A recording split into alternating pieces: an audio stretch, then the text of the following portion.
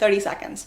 CAFE is 4 parts. Last week, I gave you the CAFE method, the 4-part framework for writing a resume bullet that a recruiter actually stops to read. Today, we run it. 6 real bullets, 6 different job types, rewritten live, start to finish. By the end of this video, you will know CAFE not just in theory, but in your hands. Let's do a quick refresh, 30 seconds. CAFE is 4 parts. Cause, the problem you were solving. Action, what you specifically did. Findings, the data and the results. Effect, the business impact. I broke down each piece in full detail last week. The link is in the description. Today, we're not reteaching. Today, we're doing. Here's the thing about frameworks. You can understand the theory and still freeze when you are starting at your own resume. I know I need a number. I know I should say what I did, but I don't know how to start. That gap between knowing CAFE and being able to use it is what this episode closes. 6 rewrites, 6 job types, 6 before and after moments you can apply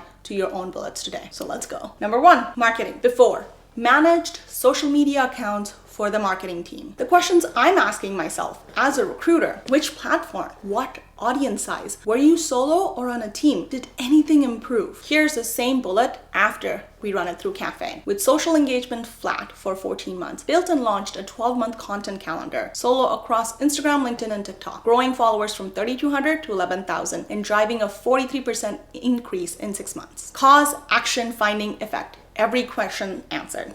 Number 2, operations. Before, helped improve processes within the operations department. Helped improve processes. 3 of the vaguest words in the English language for a resume. Let's run it through CAFE. Identified a manual data entry bottleneck costing the team 12 hours per week. Redesigned the intake workflow using Salesforce automation, reducing processing by 63% and saving 600 plus hours annually. Notice, I replaced helped with identified and redesigned. Those are your verbs. You need to own them. Number 3, customer success. Before, worked with customers to resolve issues and improve satisfaction. Every customer success manager on the planet has this bullet. It tells me absolutely nothing. After, identified a pattern of first call escalations across enterprise accounts, built a targeted onboarding checklist, and trained 3 CSMs on the new processes, reducing escalations by 38% in 90 days and improving net retention for that segment from 81 to 91. See how the cause, the escalation pattern makes the action feel necessary? Without a cause, the action is just a task. With the cause,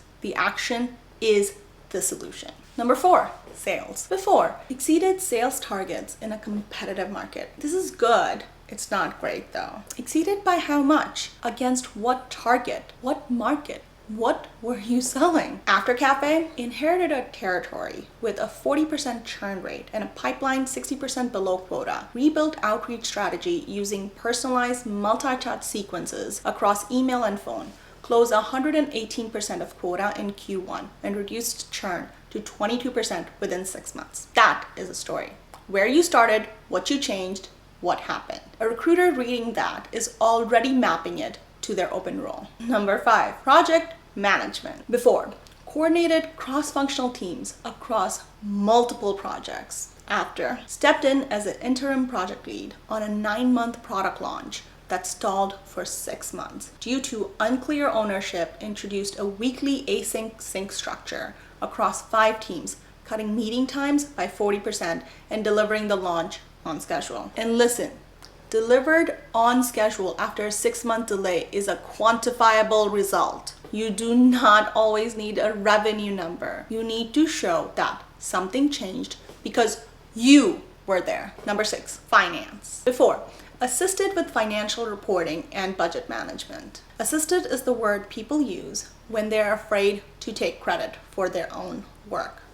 Don't do that. Let's run it through CAFE. Owned monthly financial close for a $12 million departmental budget. Identified a recurring reconciliation error causing a 3-day reporting delay. Consolidated 5 manual spreadsheets into 1 master model. Cutting close time from 9 days to 4. Same person, same job. But assisted is gone. And what's left is someone who owned a real process and made it measurably better. Okay, I want to talk about an objection I know is sitting in your head. Tejal, my job does not have numbers. I'm in HR, I'm in healthcare, I'm in education. I support, I coordinate. There is no metric. I want to go deeper on this than I did last week. I don't have numbers usually means one of three things. First, you haven't looked hard enough. And I know this is hard to hear. Take a second. Before you give up on numbers, ask how many people, how often, how long, how many locations, how many vendors or files or clients. Volume is a number. Frequency is a number. Timeline is a number. Headcount is a number. You almost always have at least one. Second, you have a qualitative result you're discounting. Leadership approved the proposal. The audit found no issues. The rollout went smoothly. Team gave positive feedback. Those are results. Name them directly. Presented a revised policy framework to a leadership team of 12. Received immediate approval for a Q3 rollout with 0 revisions required. No percentage, no dollar figure, still a strong bullet. Third, and this is the most important one, use scope when you don't have a metric.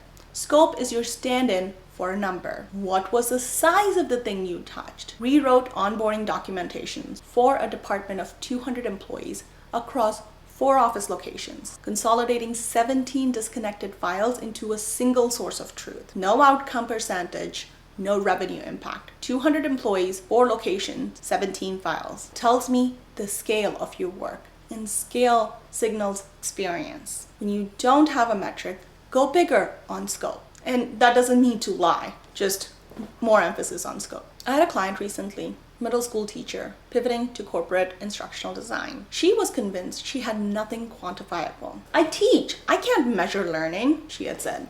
We looked at her resume for 20 to 30 minutes. She had taught 120 students per semester across 4 course sections. She had redesigned her entire curriculum 2 years in a row. She had mentored 6 student teachers. She had presented at a district-wide professional development day for 300 educators. She had numbers. She just wasn't calling them numbers. By the end of our session, 6 strong bullets, 3 with metrics, 3 with scope. None of them said, responsible for, not a single one. Now, here's your homework for this week. And this one is different. Pick the weakest bullet on your resume. The one you've been keeping because you don't know what else to put there. Drop it in the comments. I'm doing live cafe rewrites in the comments of this video.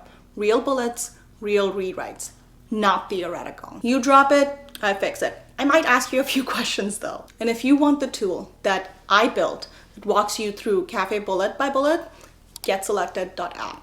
It's free, built by me for this. And if you want a professional to handle the whole resume, go to domyresume.com. 325,000 resumes, 94% interview rate, human eyes, not a template. And make sure to subscribe for a new episode every week. And until next time, stay caffeinated.